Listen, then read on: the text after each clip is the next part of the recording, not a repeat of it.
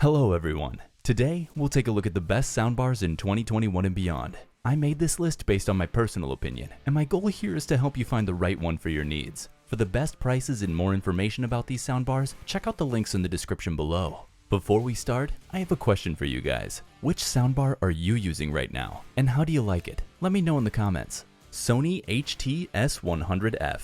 The HTS100F is a budget entry-level 2.0 soundbar setup from Sony, and it's all black and has a metal grille that covers the front and half of the sides, while the rest is made of solid plastic. The Sony HTS100F's overall build quality is also decent, and the faux leather texture on the top gives off a slightly premium feel. The dimension of the soundbar is 35.5 by 1.5 by 3.5 inches and weighs 5.3 pounds. It'll fit perfectly between the legs of a TV and probably won't interfere with the screen's viewing area. On the back of the soundbar, there's an opening for the power on the left side, a bass reflex port at the middle, and all the input connections on the right side. The Sony S100F can get pretty loud and will be suitable for most uses. It also doesn't compress a lot, which is good for a clear sound at max volume.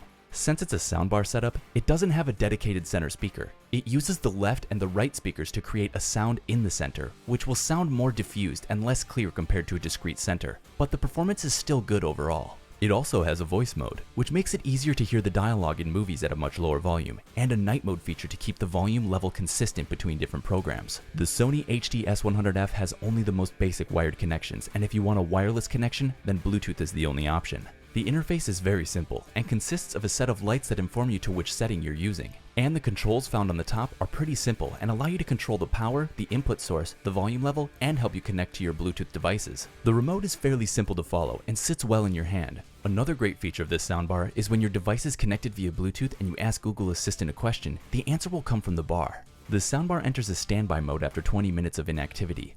Also, because of the CEC support, you can use your TV's remote to control the soundbar. So, all that makes this soundbar a perfect choice for anyone who wants a high-quality room-filling sound, but doesn't want to lose half that room filling it with speakers. Samsung HW-A450. The Samsung A450 is also an entry-level soundbar, and has a rectangular design with its front and top sides covered with a thin, slightly shiny fabric. The soundbar comes with a subwoofer, and it's mostly made of wood, which is also covered in fabric. The dimensions are 39.9 by 3 by 2.1 inches and weigh 3.3 pounds. It fits perfectly with TV and does not obscure your view on the screen either, unless your TV sits flush to the table. The subwoofer is about the same size as an average desktop computer. Since it connects to the bar wirelessly, you can place it anywhere in the room, as long as it's connected to a power source.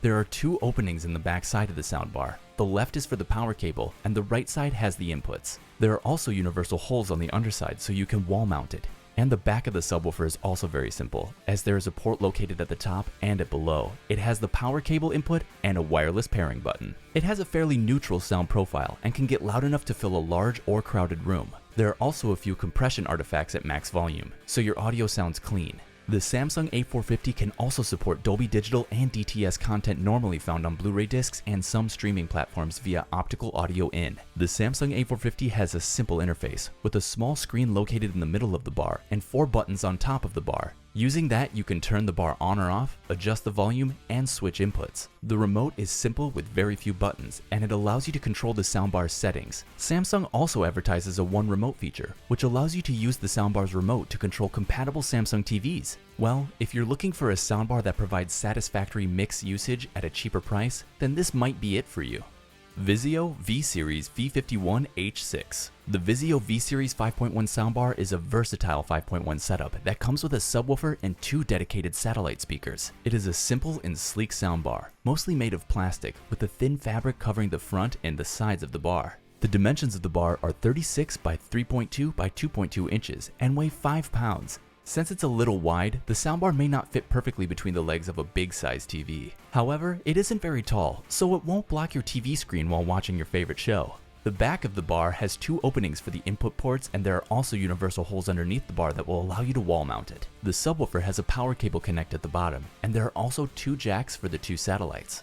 The Vizio V51H6 offers a well-balanced sound profile that is suitable for listening to lots of different audio content and can get loud without a lot of compression artifacts present, making it suitable for large rooms and crowded environments like parties. The 5.1 setup has a dedicated center speaker, which helps to reproduce vocal-heavy content clearly and more accurately. Not just that, it also offers 4 EQ presets to help you adjust the bar's sound to your liking: move, music, direct, and game. There's a dialogue enhancement feature to help make voices sound clearer and more crisp, and a true volume feature that provides a consistent volume level across different programs. The Vizio V51H6 has several inputs, including a 3.5mm aux port, which allows you to connect older devices to the bar using a wired connection.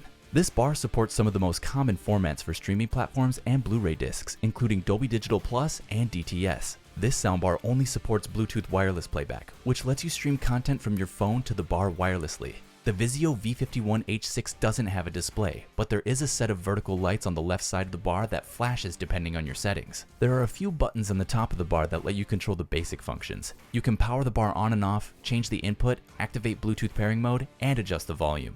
The Vizio V51H6 comes with an Eco Power mode that powers down the bar after a period of inactivity. You can also use your TV remote to control the bar's basic functions, as it has HDMI CEC support. So, it doesn't matter what content is being played on the screen, the Vizio V51H6 soundbar system will deliver an enveloping audio experience. If you're interested in seeing more videos like this one, please consider subscribing to the channel. TCL Alto 8i. The TCL Alto 8i soundbar is all about minimalism, and it shows in its build. It's a simple and sleek soundbar, mostly made of plastic. The TCL Alto 8i bar stretches 39 by 2.6 by 5.2 inches and weighs a very manageable 2.9 kilograms. It's not very wide, and it should fit under most TVs comfortably. It's also not very tall, meaning that your TV viewing experience won't be marred unless you have it flush on the table. On the back of the bar, you'll find universal holes for wall mounting. On the bottom, you'll find a cutout for the ports and a power cable. The overall sound profile of the bar is punchy and boomy. With a higher emphasis on treble at normal listening volumes, you can get a clean and pure sound reproduction. The TCL Alto 8i soundbar doesn't have a dedicated subwoofer or satellite speaker as part of the package. It instead opts for 2 subwoofers baked directly into the bar. The TCL Alto 8i soundbar keeps things simple, but gets in the basic requirements as well. There's a 5-character LED display placed at the front middle of the bar. It can inform users of the changes they make, such as volume levels, inputs, bass and treble, audio format, and EQ. The TCL Alto 8i has plenty of input ports, such as full HDMI in and out, optical in, USB, and a traditional 3.5mm jack slot.